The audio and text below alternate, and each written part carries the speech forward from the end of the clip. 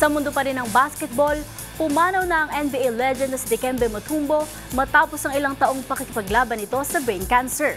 Ating balikan ang kanyang naging karera sa basketball sa report na ito. Pumanaw na ang NBA Hall of Famer na si Dikembe Mutombo sa edad na 58. Kinumpirma ni NBA Commissioner Adam Silver na ang pagpanaw ni Mutombo ay dahil sa brain cancer.